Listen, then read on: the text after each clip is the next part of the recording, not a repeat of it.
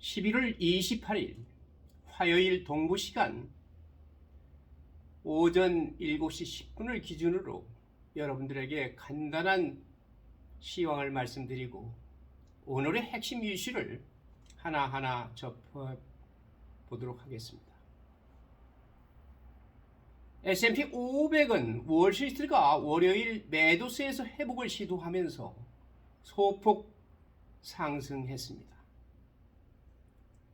S&P 500은 트레이더들이 이전 세션에서 겪었던 급격한 손실에서 회복하기 위해 고군분투하면서 화요일 소폭 상승했습니다.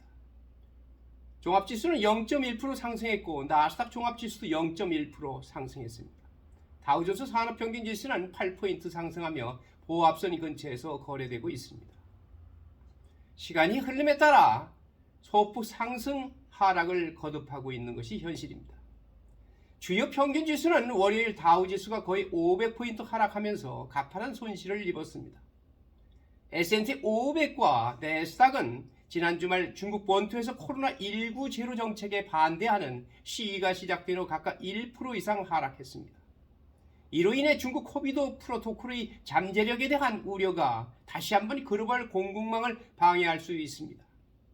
그러나 하룻밤 사이에 중국 관리가 80세 이상의 65.8%가 부스터 주사를 맞았다고 기자들에게 말하면서 세계 시장은 유예를 받는 것 같습니다. 안도의 숨을 쉬고 있다는 이야기입니다. 게다가 정부는 중국 본토 내 코로나19 감염이 일주일 이상 처음으로 감소했다고 보고했습니다. 이것은 홍콩과 상하이 시장의 랠리에 기여했습니다. 글로벌트 인베스트먼트의 포트폴리오 매니저인 케이스 부크나는 중국의 발전에 대해 세계 경제가 어디로 가고 있는지에 대한 많은 물음표가 있는 시기에 또 다른 물음표를 추가할 뿐입니다 라고 말했습니다. 그는 시장은 다가오는 일에 반응해야 했고 다음 발전을 예상하기 어려웠다고 덧붙였습니다. 병원체보다 덜 예측 가능한 것은 없습니다. 미국 내에서 투자자들은 경제가 인플레이션에 어떻게 반응하고 있는지에 대한 통찰력을 얻기 위해 이번 주 후반에 국내 총생산 및 일자리와 같은 주제에 대한 데이터를 주시할 것입니다. 제롬 파월 연준 의장은 수요일 브루킹스 허친스 재정 및 통화정책센터에서 연설할 예정입니다. 투자자들은 중앙은행이 금리 인상을 늦추거나 멈출 것인지에 대한 단서에 귀를 기울일 것입니다. 여러분, 오늘의 핵심 이슈 탑 5를 말씀드리겠습니다. 시장이 반등할 것인가? 바운스백 할 것인가? 두 번째 이슈는 일론 머스크 대 애플의 대결입니다. 머스크 vs 애플. 세 번째 이슈는 고용 동결을 고수하는 디즈니. 디즈니 sticks with hiring freeze. 네 번째 이슈는 우크라이나의 냉혹한 현실. Ukraine's cold reality. 다섯 번째 핵심 이슈는 파산을 위한 Black Five Files for Bankruptcy. 이상 다섯 가지를 중심으로 간략하게 설명을 드리겠습니다. 첫 번째 이슈, 바운스백, 반등할 것인가? 월스트리트는 투자자들이 중국 정부의 가혹한 반코비드 조치에 반대하는 시위를 지켜본 가운데 발생한 월요일의 패배 이후 반등을 기대하고 있습니다. 중국 경제는 대량 검역에 크게 의존하는 시진핑 주석의 제로 코비드 정책으로 인해 이미 적합하고 시작하는 경향이 있으며 대규모 불안한 14억 인구의 국가와 세계 시장의 새로운 수준의 불확실성을 이야기할 것입니다. 이번 주 투자자들은 수익 보고서의 새로운 물결을 소화할 준비를 하고 있습니다. 휴렛 패커드 엔터프라이즈는 화요일에 보고하고 11월 일자리 보고가 기다리고 있습니다. 금요일이 아주 중요한 11월의 잡 리포트가 있습니다. 두 번째 핵심 이슈, 머스크 대 애플. 세계의 대결이 됩니다. 이젠 일론 머스크는 애플을 인수하려고 합니다. 이게 농담입니까? 진담입니까? 트위터 소유자는 월요일에 아이폰 제조업체가 자신의 소셜미디어 앱을 앱스토어에서 부팅하겠다고 위협했다고 트윗했으며, 그렇게 되면 트위터의 주요 배포 채널 중 하나를 죽일 것입니다. 애플은 머스크의 주장에 대한 논평을 거부했습니다. 언론의 자유와 검열에 대한 그의 모든 이야기에서 머스크의 애플에 대한 주된 불만은 표현보다는 돈에 관한 것일 가능성이 높습니다. 소위 쩐의 전쟁입니다. 억만장자는 또한 앱 제조업체가 애플리케이션을 통해 판매되는 디지털 상품에 대해 회사의 15%에서 30% 인하된 금액을 지불하도록 요구하는 애플의 정책을 겨냥했습니다. 역시 돈이었습니다. 머스크는 광고비가 고갈됨에 따라 트위터의 수익원을 찾기 위해 트위터의 특정 서비스에 대한 구독료를 청구하기를 원합니다.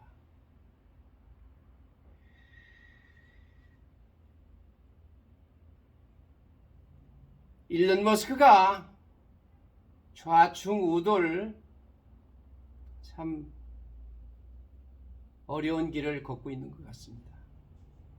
세 번째 핵심 이슈, 고용 동결을 고구하는 디즈니 sticks with hiring freeze. 월요일에 밥 아이거는 디즈니 새로운 CEO 밥 아이거는 디즈니로 화려하게 돌아왔습니다. 일주일 전 CEO로 재취업한 이후 처음으로 타운홀 미팅을 가졌습니다. 그는 디즈니 많은 사람들이 이전 CEO인 밥 책팩 밑에서 고통받았다고 느꼈던 회사의 문화에 집중하고 그 창조력을 선전하는 데 많은 시간을 보냈습니다. 그러나 아이거는 또한 회사의 일상 업무에 영향을 미칠 핵심적인 움직임에 대해서도 말했습니다. 아이거는 디즈니가 최팩이 구현한 고용 동결을 유지하고 회사의 비용 구조를 잘 살펴볼 것이라고 말했습니다. 최팩은 축출되기 며칠 전에 보낸 비용 절감에 관한 메모에서 정리해고가 그 과정의 일부가 될 것이라고 말했습니다. 이제는 직원들 사이에서 많은 선의를 쌓인 아이거가 결정을 내릴 것입니다. 네 번째 핵심 이슈는 파산을 위한 Frankfurt Files for Bankruptcy. 다른 하나는 먼지를 물고 있습니다. 월요일 프랙파이는 FTX의 실패로 인한 낙진이 퍼지면서 암호화폐 거래소의 빅3 중에 하나였던 FTX의 파산이 낙진이 퍼지면서 가장 최근에 파산한 암호화폐 회사가 되었습니다. 회사는 이미 인출을 중단했으며 FTX 및 자매 거래 회사인 알라메다 리서치에 대한 노출에 대해 경고했습니다.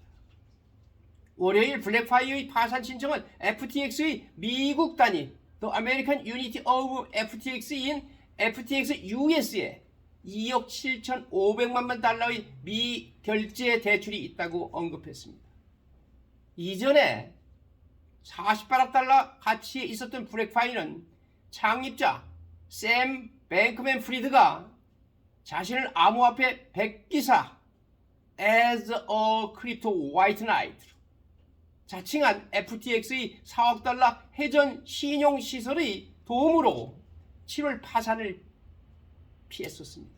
그러나 이달 초 FTX 자체가 파산 신청을 함에 따라 모든 것이 무너졌습니다.